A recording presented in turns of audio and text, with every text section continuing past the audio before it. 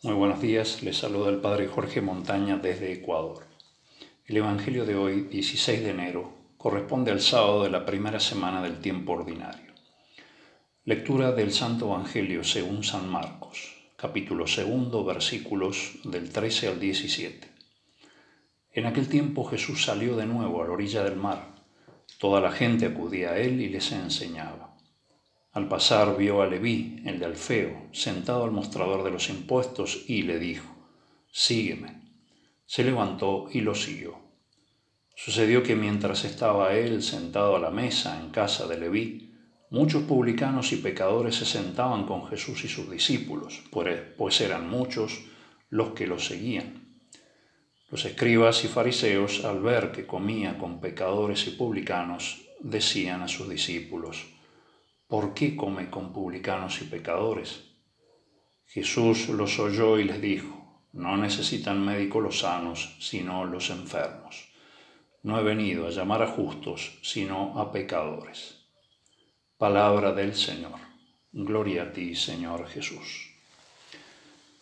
El Evangelio de hoy nos presenta la historia del llamado y la conversión de Leví, el hijo de Alfeo, quien es más conocido como Mateo, el publicano, el recaudador de impuestos.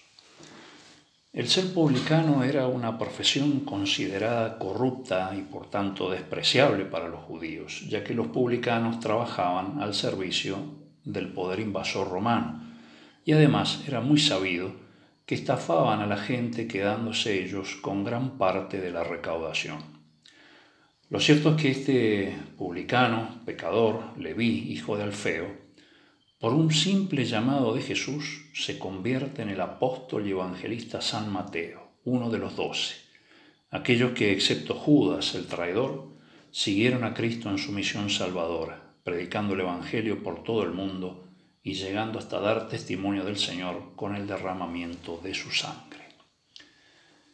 Llama mucho la atención el hecho de que con una sola palabra, la palabra sígueme, sin antes conocer a Jesús, Mateo lo deja todo: su trabajo, su riqueza, pero sobre todo su mala vida, la cual, siendo la causa de su sustento diario, le sería seguramente muy difícil de abandonar.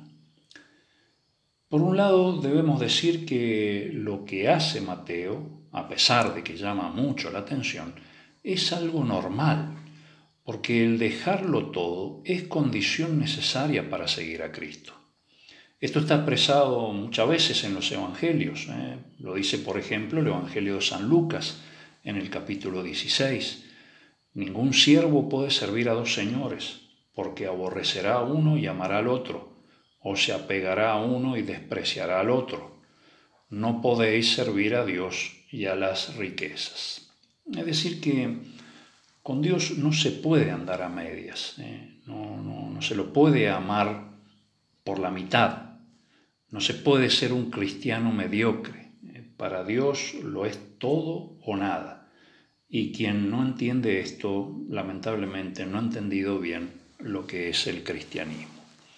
Por eso decimos que es muy normal que Mateo, al escuchar la palabra sígueme de parte de Jesús, haya dejado todo: su mala vida, su apego a las riquezas que lo llevaban a estafar a la gente, su comodidad, su bienestar. Por otro lado, lo que hace Mateo, el dejarlo todo por seguir a Cristo, no es algo tan normal. Al menos esto no es lo que hacen todos cuando escuchan la llamada del Señor. ¿Qué pasó entonces con Mateo para que ante una simple llamada de Jesús haya tenido un cambio tan radical en su vida? Dice uno de los padres teólogos de la Iglesia, San Beda: «Fue pues el Señor quien lo inflamó interiormente por divina inspiración para que lo siguiese, a la vez que con su voz natural lo llamaba para que así lo hiciese». Vemos entonces que hay una autoridad en Cristo, en la cual mueve a los corazones a cambiar, mueve en el interior de las personas para que éstas sean buenas y busquen el bien. Es una autoridad que impone orden y obtiene la inmediata ejecución porque se trata de la autoridad de Dios. Ahora bien, esta autoridad de Cristo, que es autoridad de Dios, no lo convierte en una persona dura o autoritaria, porque Él es misericordioso y quiere siempre procurarnos el bien. Y lo vemos hoy, a Jesús sentado a la mesa compartiendo su tiempo con publicanos y pecadores, con aquellos que estaban enfermos en el alma por causa del pecado.